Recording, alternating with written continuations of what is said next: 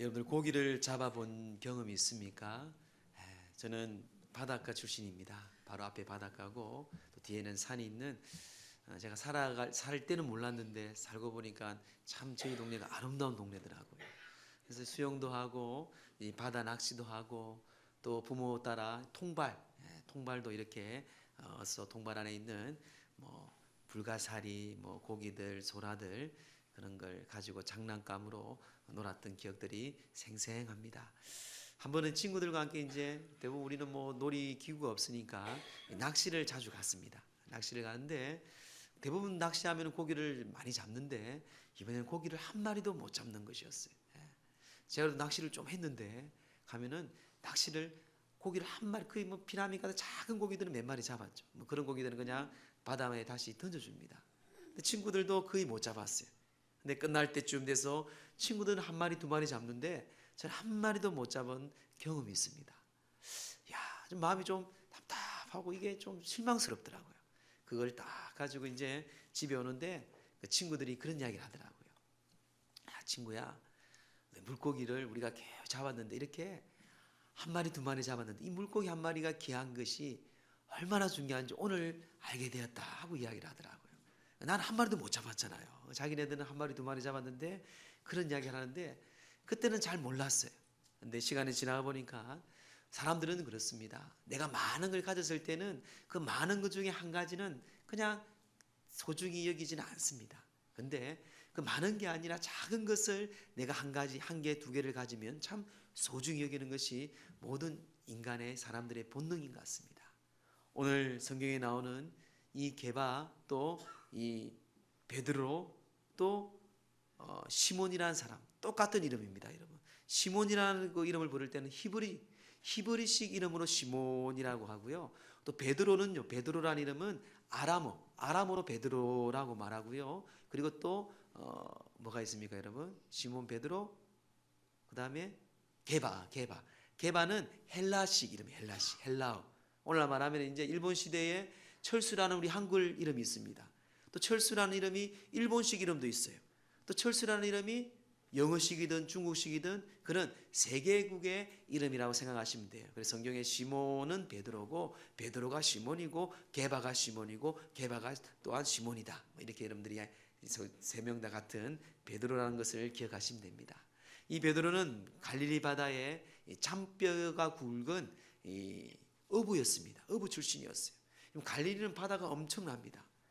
한번 기회가 되면 우리 성지순례 꼭 한번 가보시면 좋은데요. 원래는 호수죠, 호수인데 너무 크기 때문에 그들이 바다라고 말합니다. 길이가 어느 정도 가면 20km. 또 폭이요 12km입니다. 뭐 한강보다 더 크죠, 그죠? 넓이는 그 넓은 그곳에 중요한 건요, 그 갈릴리 바다에 200여 종의 물고기가 산다고 합니다. 200여 종의. 그만큼 바다 같은 강이죠. 큰 강입니다. 근데 오늘 본문은 이 잔뼈가 굵은 이 어부 출신 베드로와 요한이 그들이 물고기를 밤새도록 한 마리도 잡지를 못하였어요. 지치고 지쳐있지만 그 가운데 그들은요, 하나님 앞에 주님을 만나게 되고 예수님을 자기 배에 초청하게 되고 예수의 말씀을 듣고 다시금 깊은 곳에 그물을 던졌더니 물고기가 많이 잡혔더라 하고 그 베드로가 예수님 앞에 무릎 꿇고 예수님께 주님 나는 죄인입니다 하고 예수님에게 소명받고 예수님을 따르는 그 베드로의 모습을 오늘 성경을 통해서 볼 수가 있습니다. 베드로는 여러분 4절 말씀 보시면요, 말씀을 마치시고 시몬에게 이르시되 깊은 데 가서 그물을 내려 고기를 잡으라고 말씀하였어요. 근데 그 다음 절 5절 말씀 보면 그 베드로는요 밤새도록 수고했지만 한 마리도 잡지 못했다고 말합니다. 그러면서 그 다음 말씀이 말씀에 의지하여 내가 그물을 내리겠습니다. 그 말씀에. 자, 이게 중요해요. 여러분, 사람들의 이야기가 진리가 아닙니다. 목사의 이야기도 목사의 이야기, 사람의 이야기는 진리가 아니에요. 목사를 통해서 하나님 주신 하나의 말씀이 진리인 거예요. 여러분들도 마찬가지입니다. 우리가 인생을 살다 보면요, 사람들의 이야기에 쏙쏙 귀가 들릴 때가 있어요. 그러면서 우리가 때로는 쏙습니다. 그래서 내가 억울하다 하고 내가 마음의 상처를 많이 받을 때가 있어요. 또한 목회자들도 마찬가지입니다. 저는요, 여러분 솔직히 말해서 참 부족해요. 그래서 제가 우리 연성교회 성도님들은 꼭 기억할 게 있습니다. 이 부족한 종이 이 종을 통해 주신 하나님의 말씀을 들어야 되고요. 또 여러분들 마찬가지예요. 여러분 세우신 주의 종들도 있고 목회자들도 있지만요. 여러분 동역자들, 구역장들 많은 동역자들 있지 않습니까? 성도들 간에 가도 마찬가지입니다. 그를 통해서 하나님의 말씀, 하나님의 영향력을 끼치는 이게 바로 여러분 믿음의 공동체라는 것입니다. 사랑하는 성도 여러분, 오늘 말씀은요. 그런 하나님의 귀한 사람들이 아버지를 만나고 예수를 만나고 그 예수님의 삶 속에서 하나님 놀라운 변화의 삶을 보게 됩니다. 그것은 하나님의 말씀을 듣는 거예요. 말씀을 듣고 그가 순종할 때에 역사가 나타났습니다.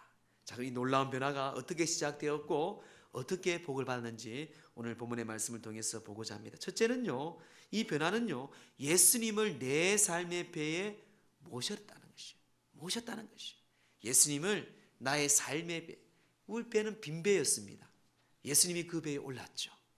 나의 삶의 배에 모셔야 됩니다. 자, 우리 2절 말씀 우리 함께 합독합니다. 시작.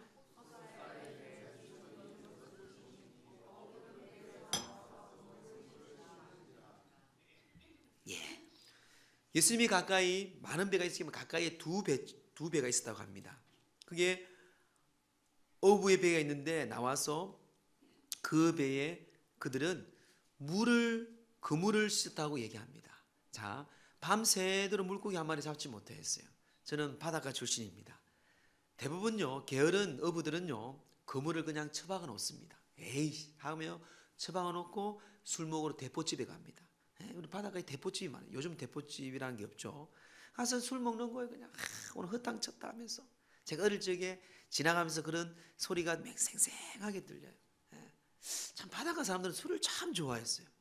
물고기를 많이 잡으면 많이 잡았다가 술 먹고, 물고기 안 잡으면 안 잡혔다가 술 먹고. 지금 생각하면 그렇네요. 대부분 그런데 이제 보면 이 물고기가 별로 안 잡힐 때는 그물로 씻지 않습니다. 이러면 같으면은 씻고 싶은 생각이 들겠습니까? 대부분 사람들은요, 당신 그냥 내일 씻지 뭐 하고 처방을 놔버려요. 근데 오늘은 보니까요, 왜 성경에 이 그물을 썼다고 이야기를 왜 적어놨을까? 그냥 있었다고 그냥 예수님 배에 올랐다 이렇게 얘기할 수도 있음에도 불구하고 그물을 씻고 있었다는 것이에요. 이거는 예수님이요, 그들을 유심히 봤다는 것입니다. 무슨 말입니까? 내가 허탕을 쳤지만요, 내 자리에 묵묵히 그 사명의 자리를 지켰다는 것이에요. 여러분, 이거는요, 믿는 사람이든 믿지 않은 사람이 우리에게 주는 중요한 메시지가 있습니다. 여러분 주신 여러분들 인생의 삶이 있을 거예요. 직장이 있고 가정이 있고 여러분 해야 할 일들이 있습니다. 거기에서 우리는요, 항상 물론 우리 믿는 사람입니다. 실패하든 성공하든요, 늘 그 자리에 성실하게 지켜나가기를 주의 이름으로 축복합니다. 예수님은 그 모습을 보고요, 그 베드로의 배에 오릅니다. 자, 그게 3절의 말씀이죠. 우리 함께 합독합니다. 3절 시작.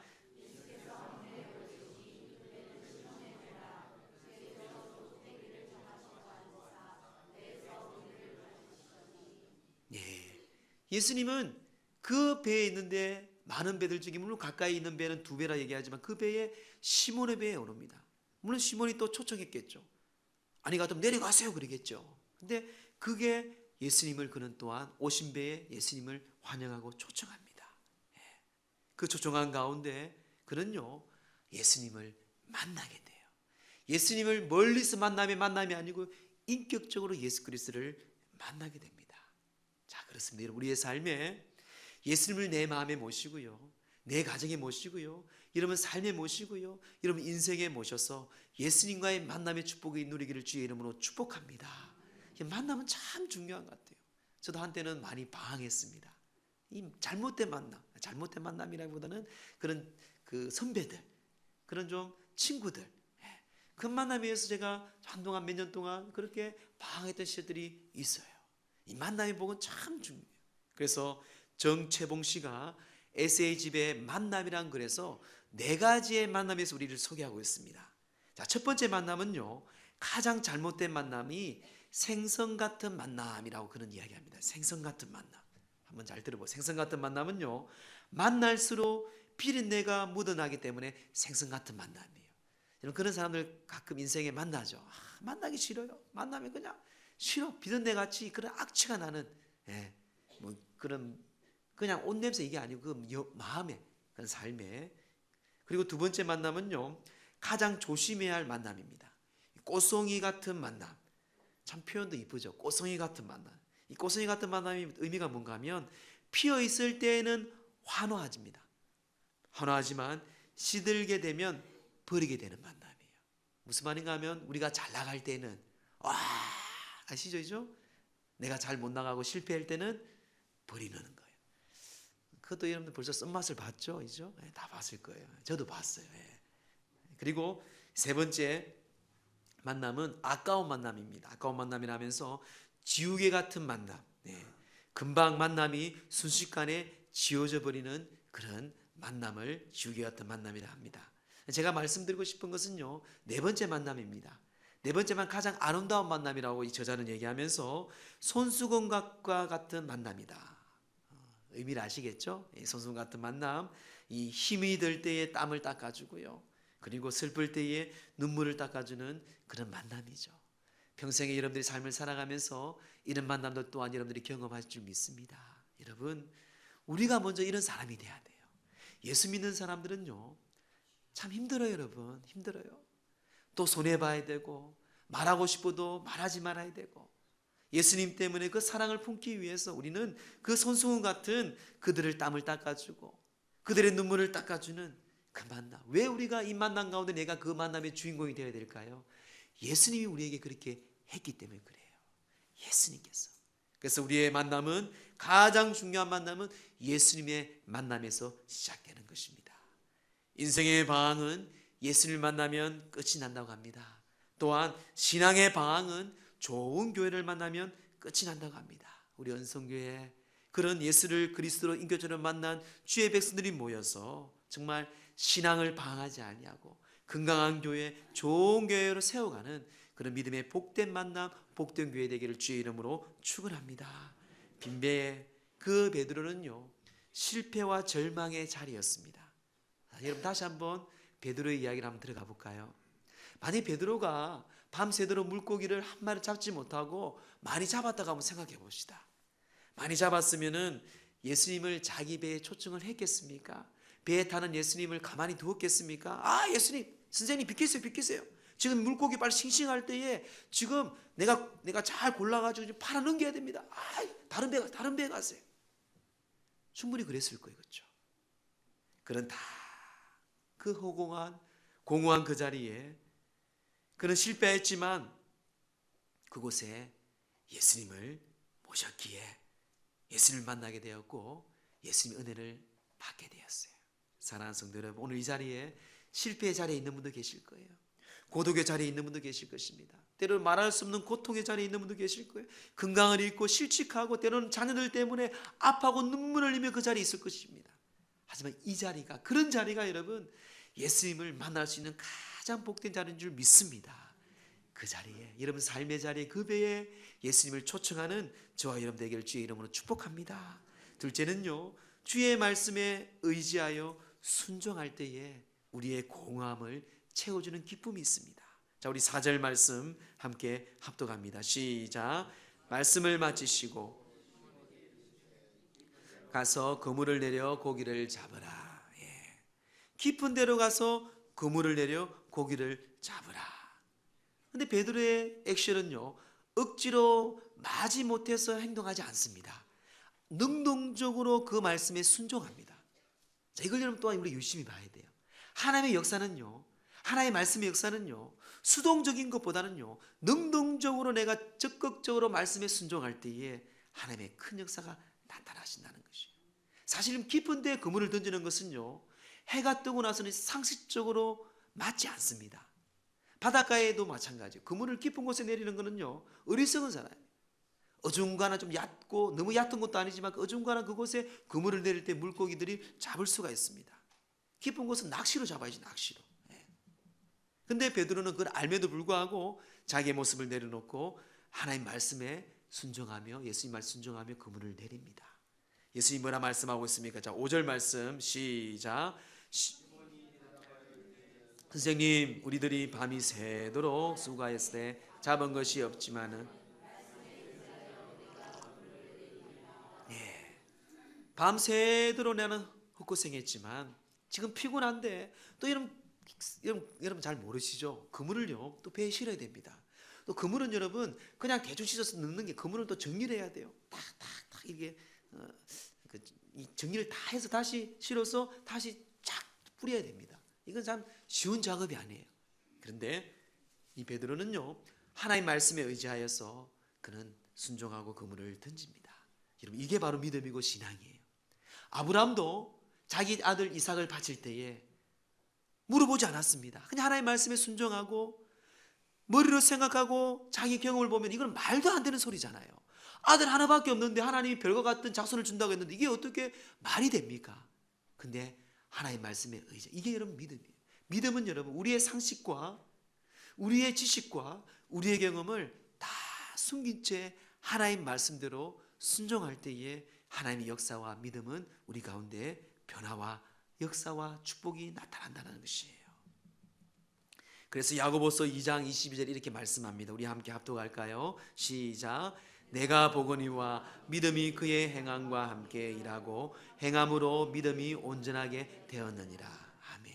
자, 이 말씀 여러분 잘 좀 체크해 놓으세요. 보세요. 내가 보거니와 믿음이 그의 행함과 함께 일하고, 믿음이 여러분 행함과 함께 일한다고 합니다. 그리고 행함으로, 하나님의 말씀의 행함으로 믿음이 온전하게 된다는 것이에요. 이게 여러분 하나님께 주신 우리에게 믿음의 법칙입니다. 내가 하나님의 말씀을 많이 암송하고 많이 알고 많이 여러분 들었다고 해서 그 하나님의 믿음의 역사가 나타나는 게 아니에요. 그 믿음을 행할 때에, 말씀을 행할 때에 그 행함과 믿음이, 이것이 바로 하나님의 뜻을 온전케 한다는 그 의미입니다.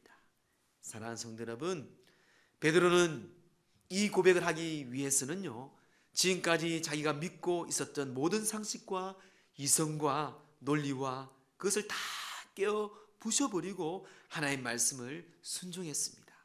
그럴 때 하나님께서 놀라운 변화가 나타났어요. 물고기가 여러분 얼마나 많았으면 2배도 가득 싣고도 가라앉을 정도로였습니다. 이게 하나님의 역사인 거예요, 여러분. 그래서 성경 신명기 10장 13절에도 우리에게 약속하죠. 내가 오늘 내 행복을 위하여 내게 명하는 여호와의 명령과 규례를 지킬 것이 아니냐. 하나님께서 너에게 주는 규례와 명령과 말씀은 하나님을 위해서가 아니라 너희들의 행복이라는 것이에요. 너희가 생각지도 못한 30배, 60배, 100배 아니 1000배 더 만배를 주시는 하나님의 놀라운 축복, 행복을 위한 것이다 라고 말씀합니다. 여러분, 예수님이 배에 계셔도 실행하지 아니하고 순종하지 아니하면 하나님의 역사는 나타나지 않습니다. 저는 우리 연성교회 새벽마다 날 이 기도를 합니다. 말씀이 없는 교회가 어디 있습니까, 여러분? 성가대와 찬양대와 목사와 많은 사람들이 없는 교회가 어디 있습니까? 찬양이 다 똑같아요.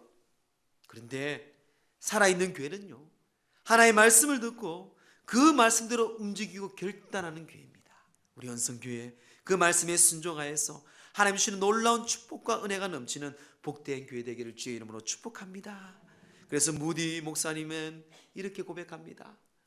성경을 이해하지 못한 많은 사람들이 무디 목사님에게 질문합니다. 어떻게 말씀이 있는데 이해가 안 되고 의심이 생깁니다. 그때 무디 목사님은 성경을 읽다가 의심이 생기고 깨달아지지 않으면 뛰어나가서 전도하십시오. 성경책을 놔두고 나가서 전도하고 지나가는 손수레라도 밀어보십시오. 무슨 일이든지 찾아서 봉사하고 전도하십시오. 그리고 돌아와서 성경을 읽으면 깨달아질 것입니다. 행하지 않고 읽기 때문에 깨달아지지 않는 것입니다. 자, 마지막 절에 보세요. 행하지 않고 읽기 때문에 깨달아지지 않는 것이에요. 행하지 않고 읽기 때문에 하나님의 역사가 나타나지 않는 것입니다. 여러분, 하나님의 말씀을 듣고 순종한 후에 베드로가 예수님 앞에 무릎을 꿇습니다. 우리 본문 8절 말씀 보세요. 시몬 베드로가 이를 보고 예수의 무릎 아래에 엎드려 주여 나를 떠나소서 나는 죄인이로소이다. 물고기가 꽉 찬 배에 그는 그 육지로 올라오자마자 첫 번째 한 행동은 예수님께 무릎을 꿇었어요. 자, 여러분들 우리 한번 볼까요? 이런 만약에 생각지도 아니하는 땅이 한 5만 평이 생겼어요. 물질이 생겼어요. 자, 우리 솔직히 얘기합시다. 뭐 할 거예요, 여러분? 여행 갈 준비를 할까? 바쁘겠죠, 이죠? 예. 나름대로 생각이 다 있을 거예요. 베드로는요, 첫 행동이 예수님께 나왔어요. 자, 이것도 우리가 또 다시 한번 유심히 봐야 됩니다. 세상에 갚을 일도 많고 할 일도 많지만요, 그는 예수님 앞에 엎드려 자기의 죄인임을 고백하고 주님을 따르는, 이게 순종의 결과입니다. 그리고 그는 예수를 만난 이후에 예수님을 향하는 호칭이 달라집니다. 5절 말씀은 뭐라 말하고 있습니까? 선생님이여 라고 말합니다. 그런데 8절에 예수를 만난 이후에는 그는요, 주여라고 말. 나의 주여. 주여라는 건 무엇입니까? 나의 인생의 주인이라는 것이, 나의 삶의 주인 되신 분이 예수님이 나의 인생의 주인이십니다. 그는 고백하고 있어요. 지금 오늘날은요, 우리가 말씀을 읽고 말씀을 들어야 돼요. 그래서 성경 공부의 비결의 책을 적은 이 탐 라인은요, 하루에 15분 성경의 말씀을 읽으면 성공한다고 얘기합니다. 그는 이렇게 고백하고 있어요. 하루 15분이면 성경을 완전히 통독하고 성경 중에 중요한 부분은 여러 차례 읽을 수 있고 중요한 진리, 약속, 계명들이 마음속에 뿌리박게 되며 가장 중요한 말씀은 묵상하게 되며 요절을 깨달을 수 있고 성경 말씀에 해박하게 된다. 하루에 15분에 15분. 하루에 15분만 여러분 성경 말씀을 읽으면 1년이면 1도 간다고 하고요. 그뿐만 아니라 이는 분명히 모든 통계의 결과입니다. 하나님이 역사하고 말씀이 눈에 들어오고 말씀이 깨닫게 되고 그 말씀 가운데 하나님의 놀라운 해박한 지식뿐만 아니라 아버지의 은혜가 있다는 것입니다. 여러분, 이거는 성경이 나온 우리에게 주시는 교훈이고 명령이었어요. 여호수아 1장 8절 보세요. 여호수아 1장 8절 시작. 이 율법책을 내 입에서 떠나지 말게 하며 주야로 그것을 묵상하여 그 안에서 기록된 대로 다 지켜 행하라. 그리하면 내 길이 평탄하게 될 것이며 내가 형통하리라. 아멘. 하나님의 말씀을 주야로 묵상할 때에 내가 그 말씀을 다 지켜 행할 때 뭐라 말하고 있습니까? 내 길이 평탄하고 형통하는 거예요. 여러분, 이 시간 제가 간절히 권면합니다. 여러분, 세상에 이런 문제가 생기잖아요. 여러분, 가정에 내 삶에 어려운 문제들이 생길 때 영적으로 먼저 진단을 해야 돼요. 우리 몸에도 문제가 생기면은 진단을 합니다. MRI를 찍든지 내시경을 하든지 아시죠, 그렇죠? 그래서 그것을 내가 진단을 해요. 우리 인생을 삶을 살아가면서 여러분, 가정의 모든 인생의 삶을 살아가면서 여러분, 하나님의 영적인 말씀으로 진단을 꼭 하세요. 이게 여러분 우리의 해답이라도 여러분 해답이에요, 여러분. 이걸 내가 하나님께서는 우리 삶을 평탄케 하시고 형통케 하시는 내 생각과 내 의지와 달인 하나님께서 우리를 살리시고 우리를 복주시는 방법입니다. 이게 방법이에요. 말씀으로 진단하고 말씀으로 여러분들이 결단할 때 이게 평탄하고 형통하게 된다고 분명히 약속을 하고 있습니다. 사랑하는 성도 여러분, 주의 말씀, 그 말씀을 가까이 하고 그 말씀에 순종하며 결단하며 살아가는 귀한 복된 하나님의 백성들 되기를 주의 이름으로 축복합니다. 그리고 마지막 세 번째는요, 인생의 사명을 발견하게 되었다는 것입니다. 자기는 공허하고 절망 속에 있었지만 예수님을 자기 배에 모시고 내 삶에 모신 후에 그는 그 공허함과 절망이 기쁨으로 변하는데 그 기쁨이 이룬 사명을 찾았다는 것이에요. 사명을 발견했다는 것이에요. 우리 10절 중반절부터 11절 보면 이렇게 말합니다. 무수하지 말라. 이제후로는 내가 사람을 취하리라 하시니 그들이 배들의 육지에 대고 모든 것을 버려두고 예수를 따르니라. 시몬에게 말씀하고 있습니다. 이제후로는, 이제후로라는 이 말은요, 시간적인 개념을 말씀하고 있지 않습니다. 삶의 전환점을 우리에게 선포하고 있어요. 이제 너의 삶은, 너의 이 삶의 인생은 이제는 하나님을 위해서 생명을 살리는 일, 사람을 취하는 일에 네가 쓰임받을 것이다 라고 사명을 주시고 그에게 소명을 주시는 분이 우리 예수님이시라는 것이에요. 물론 우리가 다 선교사가 될 수 없습니다. 우리가 다 목사가 될 수는 없어요. 우리는 여러분 항상 여러분들이 있는 곳에, 직장이든 가정이든 있는 곳에 선교 지향적인 삶을 살면 됩니다. 하나님 주신 귀한 삶 속에서 사람들에게 하나님이 예수님의 선한 영향을 끼치는 그 삶이 바로 선교 지향적인 삶, 사명을 받은 삶입니다. 아프리카에 가보면은 사냥의 일종의 이 스프링복이라는 동물이 있습니다. 그들은 초원에서 한가롭게 이 풀을 뜯어 먹는 동물이죠. 근데 갑자기 이 스프링복이 일어나서 질주합니다. 열심히 달리, 이 질주하면 시속 94km로 갑니다. 한 마리가 질주하면 여러 마리 모두가 함께 어디로 가는지 모르지만 그 양을 따라서, 그 스프링복을 따라서 함께 달린다고 합니다. 무조건 달려나갑니다. 달리다가 보면은 낭떠러지를 보고 그만 스탑할 수가 없어요. 정지할 수가 없이 그냥 밀려서 거의 반이 낭떠러져서 떨어져 죽는다고 합니다. 여러분 인생에 무엇이 목적이 있습니까? 참 저는 참 단순하잖아요. 여러분. 목사 할 일이 뭐 있어요, 여러분? 그냥 목사 길을 가면 되잖아요. 저는 여러분들이 참 대단하다고 생각해요.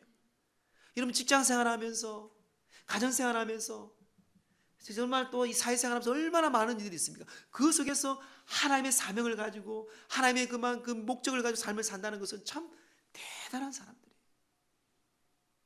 목적 없이 살다가 세상 사람들이 다 추구하는 돈을 쫓고 명예를 쫓고 권력을 쫓다가 그 결과는 다 우리가 확인하고 결과를 다 보여주고 있습니다. 여러분 권력도 중요해요. 필요합니다. 물질도 필요합니다. 하지만 그것을 위한 우리의 목적은 오직 하나님 주신 우리에게 주신 사명 예수 그리스도 복음이 있다는 것을 기억하셔야 돼요.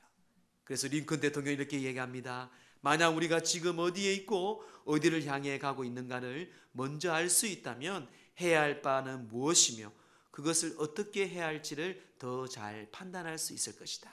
무슨 말인가 하면 내가 직장에 쓰든 가정에 쓰든 내가 하나님 앞에 무엇을 해야 할지 아는 목표가 있는 사람들은 어떤 상황이 오더라도요, 회사에서 어떤 어려움이 오더라도요, 가정에 어떤 어려움이 오더라도요, 어떻게 해야 할지 잘 판단할 수 있다는 것이에요.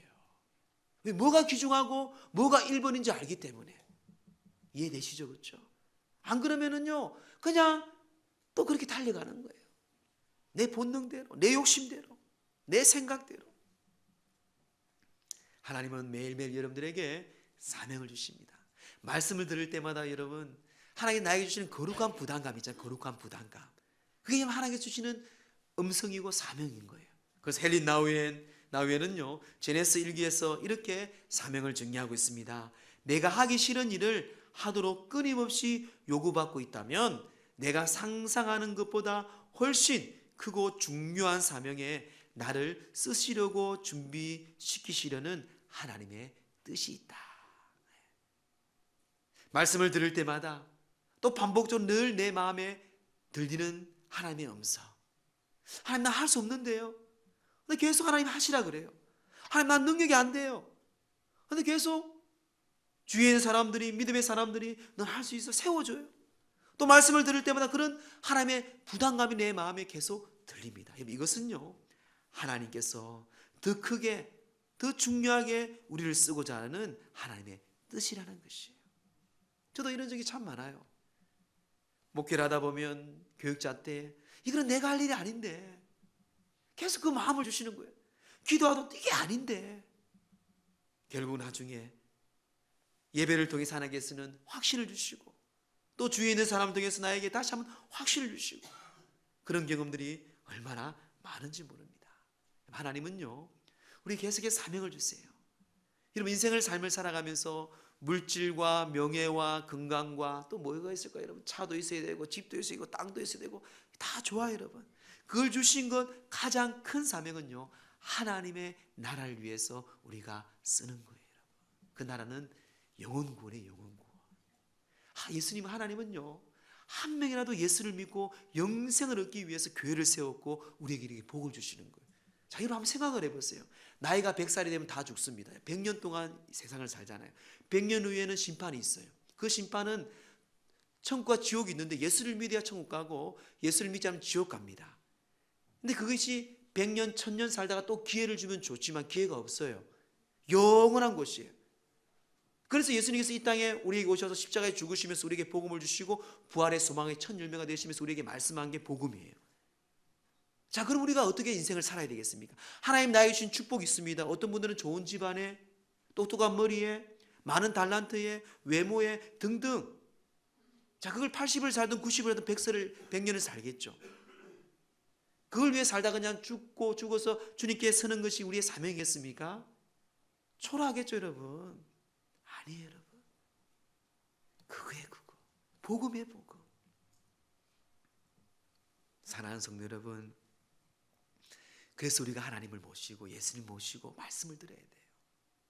미국의 유명한 기독교 작가인 맥스 루게이드 목사님은요 그의 책인 우리 동네에서 예수님을 만났다라는 책에서 그는 이렇게 말하고 있습니다. 당신도 닳고 젖은 빈 그물이 있는가? 오늘 이 본문의 말씀을 가지고 이야기하고 있어요. 비유하면서 닳고 젖은 빈 그물이 있는가? 너무 늦었다고 생각하는가? 그렇다고 하기 전에 그물을 젓고 집으로 향하기 전에 묻고 싶다. 당신의 배를 예수께 드린 적이 있는가? 당신의 배를, 당신의 삶을, 당신의 절망과 모든 걸 예수님께 드려본 적이 있는가? 상한 마음과 사면 초가의 사랑을 정말 그분께 맡긴 적이 있는가? 저 또한 이걸 묻고 싶어요. 그냥 맡기는 게 아니고 정말 진심으로 전심으로 내가 주님께 맡겨본 적이 있는가? 여러분, 변화가 어떻게 시작되었습니까? 내가 주님께 맡기는 거예요. 주님을 나의 배에, 나의 인생의 배에 모시는 것입니다. 그 말씀을 듣고 내가 순종하는 것이었어요. 그 순종한 가운데 내가 주님의 사명을 깨닫고 주님을 따르는 것이었습니다. 이게 여러분 인생이 우리의 복입니다. 여러분 직장에서든지 가정에서든지 어려움과 고통이 있지만 그 속에 하나님이 역사하시는 주님의 놀라우신 자비하심, 그 절망과 고통과 남들은 다 우리를 비방하지만요, 우리의 손을 붙잡아 주시고 우리를 위로하시고 말씀하시고 치료하시는 그 주님을 여러분 인생의 배에 모시고 여러분 가정에 모시고 내 삶에 모시어서 주님과 함께 더불어 먹고 마시며 그 사명 안에서 우리 은성교회 성도님들이 승리하며 주님께서 말씀하신 이 행복한 삶, 복된 삶 가운데 누리며 나아가는 저와 여러분 되기를 축복합니다. 헨리 나우엔이 이렇게 고백합니다. 행동 없는 기도는 무력한 경건주의고 기도 없는 행동은 의심스러운 조작이다. 말씀을 잘 듣고 교회에서 기도하지만 우리가 나아가서 행동 없는 기도는 무력한 경건주의, 기도 없는 행동 또한 의심스러운 조작입니다. 말씀과 기도, 이것을 살아서 역사하게 하려면요, 우리가 액션을 취해야 됩니다. 그물을 던져야 되고요, 주님 앞에 엎드려야 됩니다. 그런 여러분들에게 하나님의 큰 은혜와 위로가 함께하기를 간절히 주의 이름으로 축원합니다.